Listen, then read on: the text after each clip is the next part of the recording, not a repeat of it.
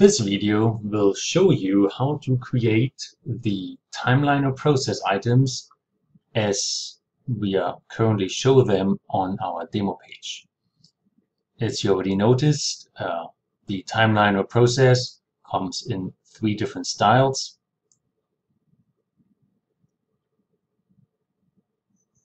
And either one of those 3 styles allows you to either use an actual image or a font icon to better highlight each individual step.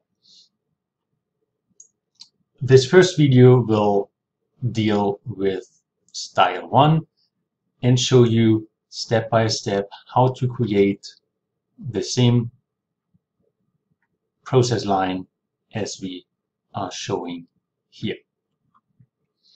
The first step would be, of course, to add the very first item.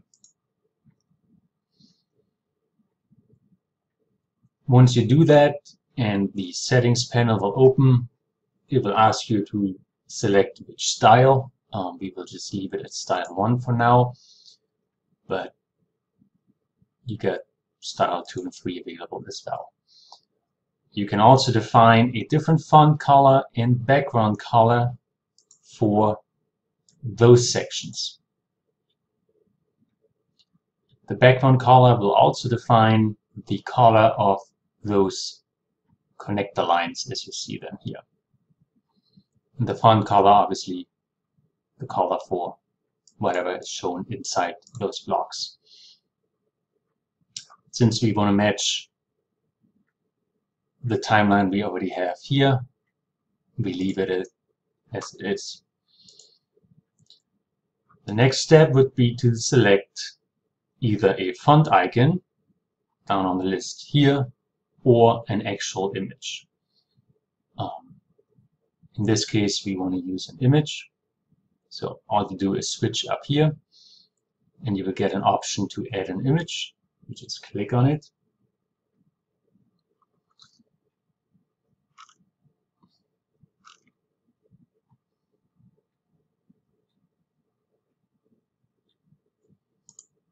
Here's our first one. For font icons or images with a transparent background, you could also define a background color. In our case, we don't need it. You can also define a viewport animation to the image or icon, which means the icon or image will be animated once it comes into browser view for the very first time.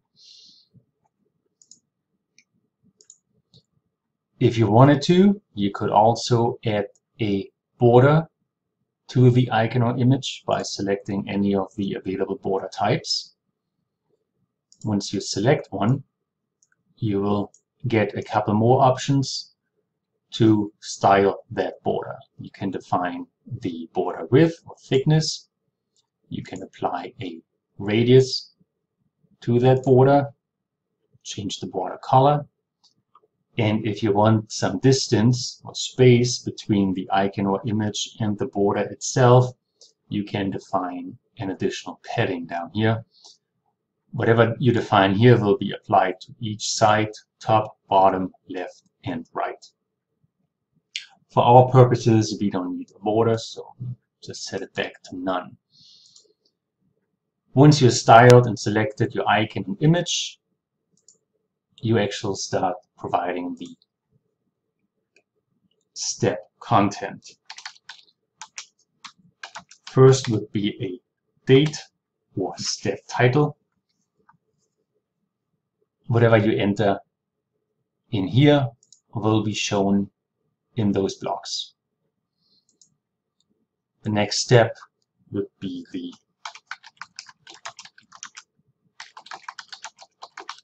actual title, which will be shown here. And to make it easier for myself, I'm just going to copy this and use that as my content. By default, you can only enter normal text this little input box will not allow you to enter custom HTML. If you need to add some more advanced content into the text or description section, which is this one, you can switch to a different kind of input box by saying allow HTML code with yes. You notice the box got a little bigger. You can enter the normal text again, but you can also enter and store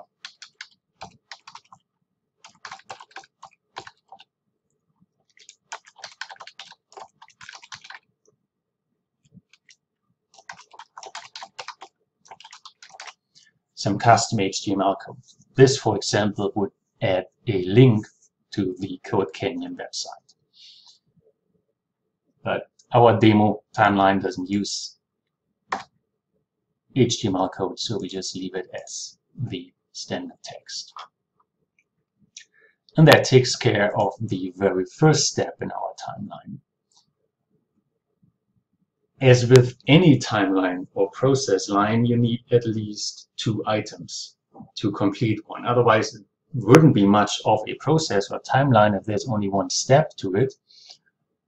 And also, the plugin needs 2 items in order to properly close the underlying code that creates the timeline in the first place. If you attempt to only show 1 item, it will not work. There will be no styling applied to it because the HTML code that represents it is not complete. The easiest way is just to clone or copy the existing one and then just change the items you need to change. In that case, as you remember, second step has a blue background and a blue connector line, so I just switched that color. You obviously had a different icon.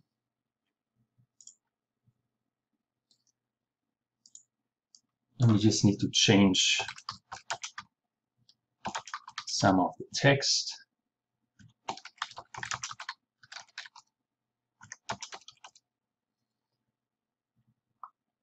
I just leave the description the same, just a text filler for now. That way we quickly recreated item number 2. We move on to item number 3, which has the black background again. Obviously a different icon.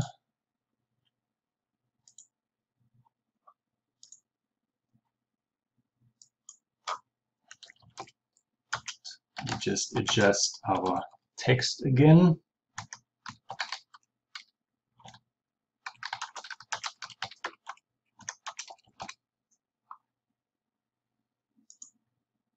That takes care of number 3, and now the last item in our list. And for the last item in your process line, which also represents the lowest item, you will remember we have a slightly different styling by adding that little connector circle. It will also tell the plugin how to write the code for that last item, which is slightly different than for the ones up here, even though you don't really see it.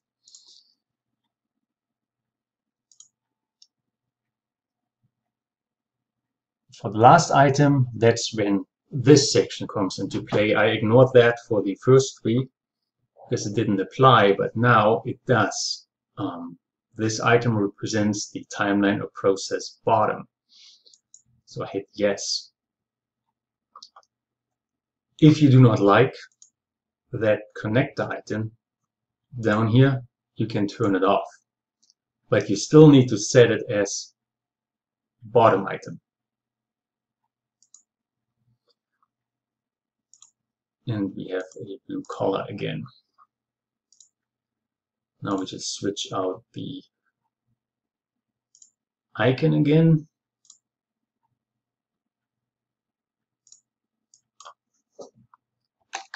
adjust the content.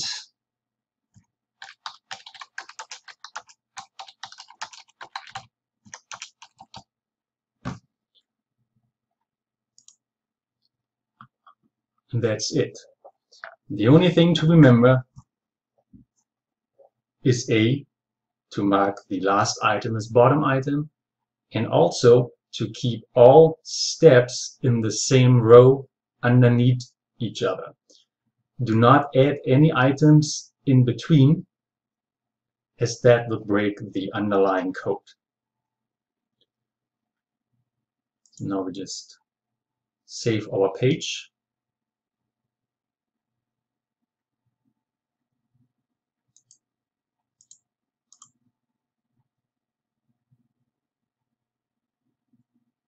And voila! You now recreated the same timeline as we show them on our demo page. And as you noticed, on page load, those items got slightly animated. I'm just gonna refresh here. Of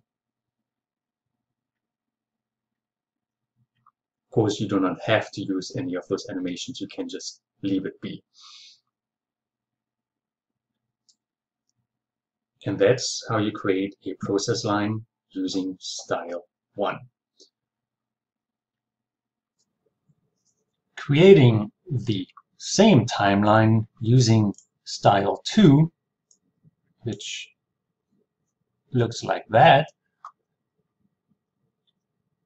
is very similar with one or two changes. We will just reuse the timeline as we already established and just make the changes that are necessary. First step would be to switch the style, and you will notice that the settings change.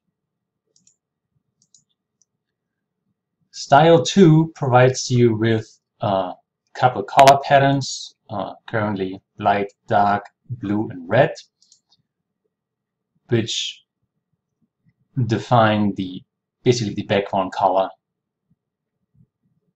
Here, the demo page we have is using a rotating light dark pattern. You can of course use the same pattern for all. What is different with style 2 is that for each element you have to define the position within the timeline or process line. There are 3 positions you can assign: default, top first, and bottom last. Since this is the top element, we will mark it as such.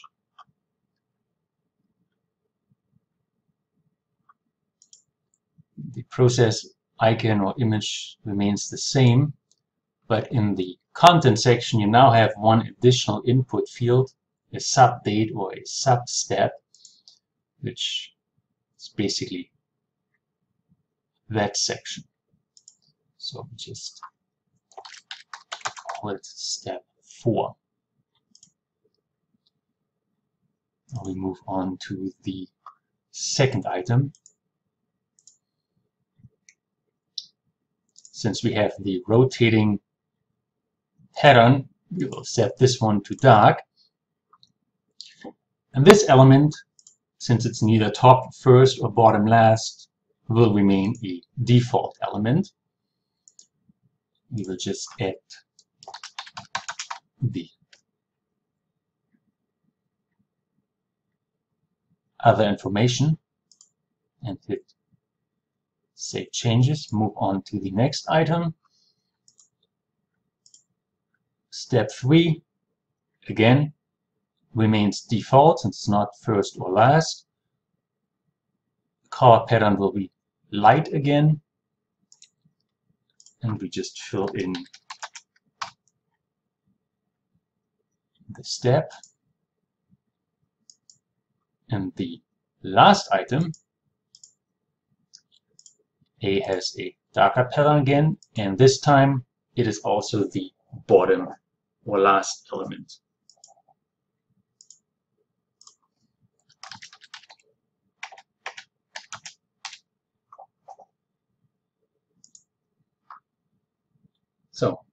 Now we switched all elements from style 1 to style 2 and made the necessary adjustments. We just update our page.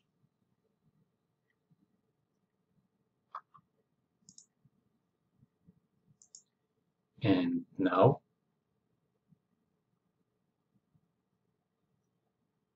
we recreated style 2. Again, the icons images are animated on page load.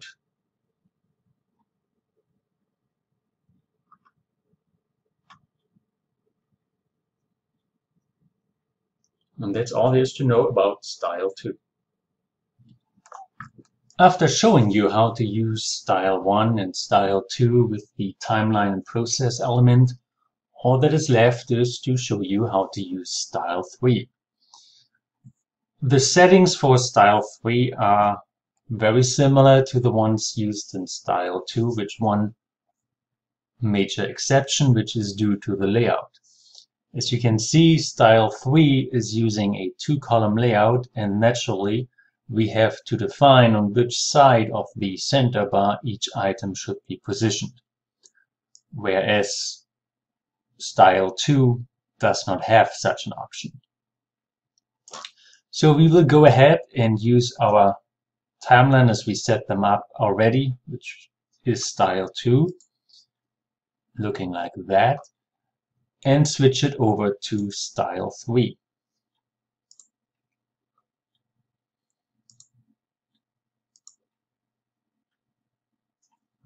So you notice switching between style 2 and style 3, we lost the option to define the pattern, which is unique to style 2, but we now gained the option to define the position of each item in relation to the center bar, meaning left or right. What remains the same coming from style 2 is that we have to define whether an element is top first, bottom or last, or an item anywhere in between within that process line. Since we already set all that up in style 2, we can just reuse that setting, and all we have to do now is define whether an item should be shown left or right. In order to match the rotating pattern we have in our demo page, we start out with left for the first item.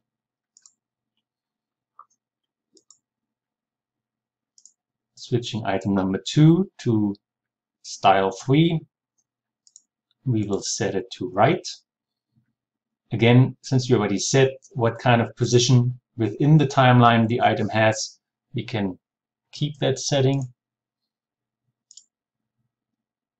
Item number 3 will remain on the left side. It is still the default element since it's neither top first nor bottom last. And the very last item we will change to the right position, and we already set it to bottom last.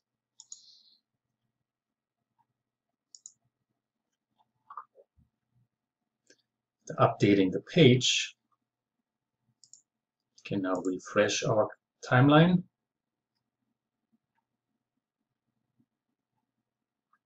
As you can see,